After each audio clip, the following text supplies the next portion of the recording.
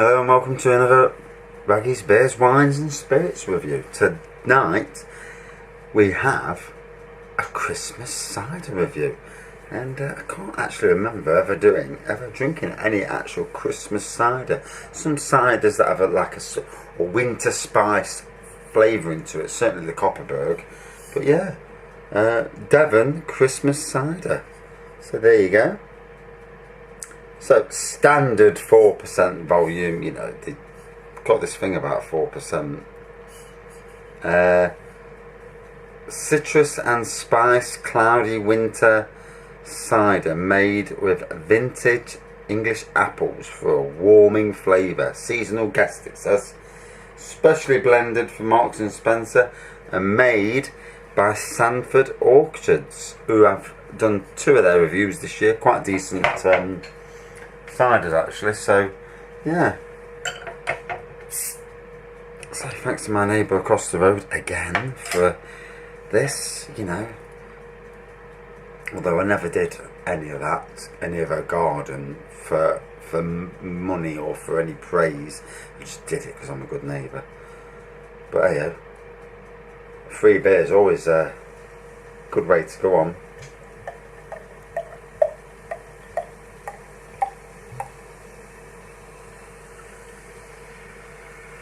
So, first things first, it is very sparkly. I don't know if you can catch that on camera, but the sparkles are coming out.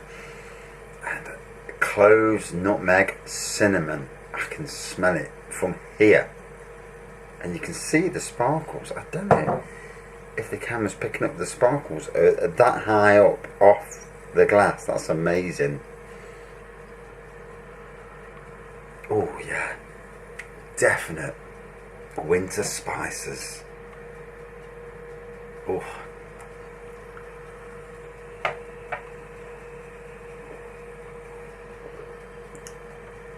Oh. That is a nice cider. So, cinnamon, nutmeg, cloves, and apples in the background.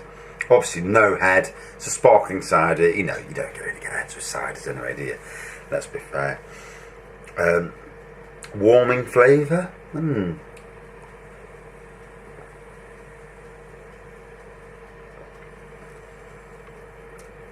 is a warmth to it, definitely. The spices are really nice. Not too intense. Obviously very cloudy, as you can see.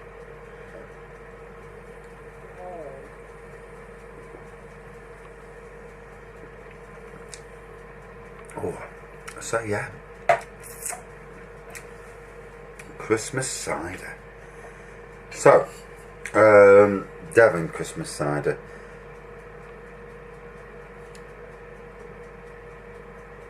About this cider, seasonal spices are infused together before blending with traditional made Devon cider and clementine juice to deliver a wonderful festive flavour. A perfect match for roast pork with crispy crackling, glazed baked gammon, and decidedly good with Christmas Yule log. And I'm drinking it on my Todd. There you go. That's how it is. So yeah, very nice drink, totally.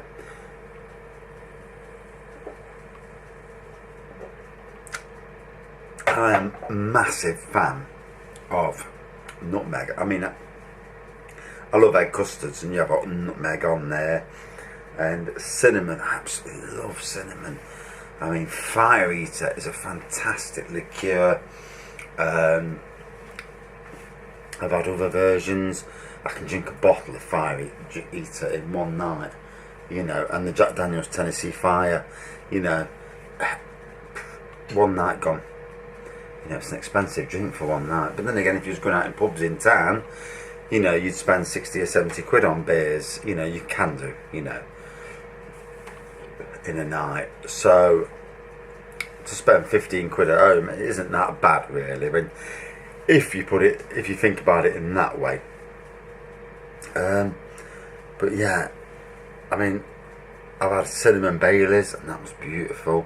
I've just got this rum chatter liqueur around the corner, and that's a rum, basically like a rum version of Bailey's, and it's got cinnamon in it as well, and vanilla. So yeah, very nice. Can't wait to try it. Only 15%, so it's slightly weak on the old alcohol content, you know, so it's not going to last long. But you know, it's one of them things you've got to try it, and it was on offer at 12 quid, I think. Yeah, 12 quid.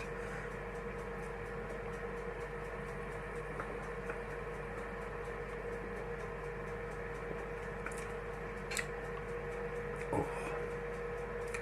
So,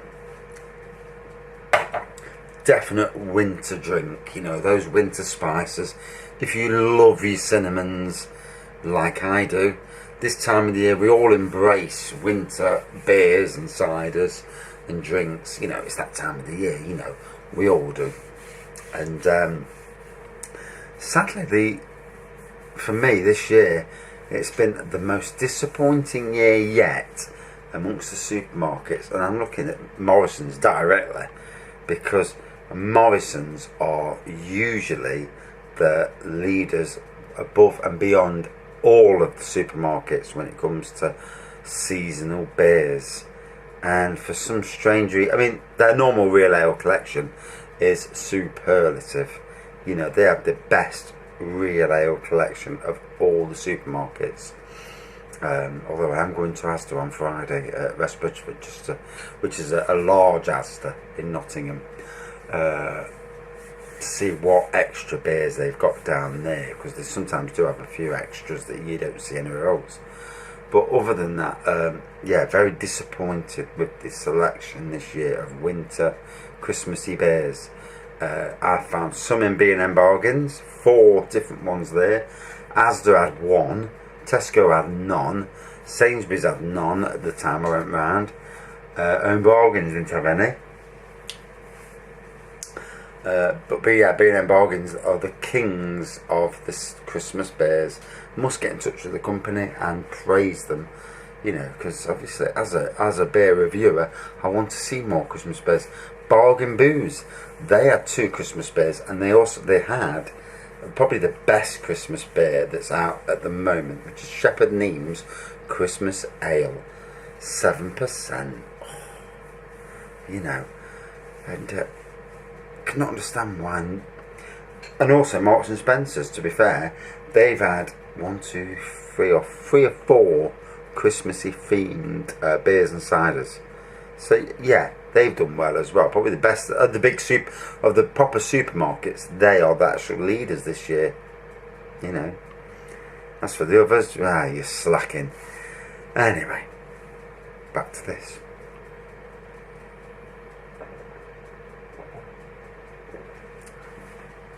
Definitely tasting the orange now, coming through in the cider. Got the apples first, orange now. Definitely coming through, still getting them winter spices, but really a really good cider. And you know, I'm pleased I bought it. Not the cheapest cider in the world, to be fair. I think I got it on a 4 for 3 deal. So I managed to get 5 bottles for a tenner, which isn't too bad, you know. Especially when you consider I went round a garden centre at the weekend, and they were selling Christmas themed beers, but they're all £3.50 each. And I do like to support these breweries, but I can't afford to support people pay £3.50 for each beer. You know, it's more expensive than going to a pub and buying a pint. You know.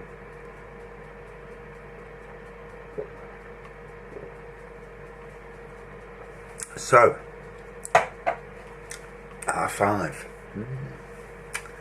Whilst it is a great to have a Christmas cider,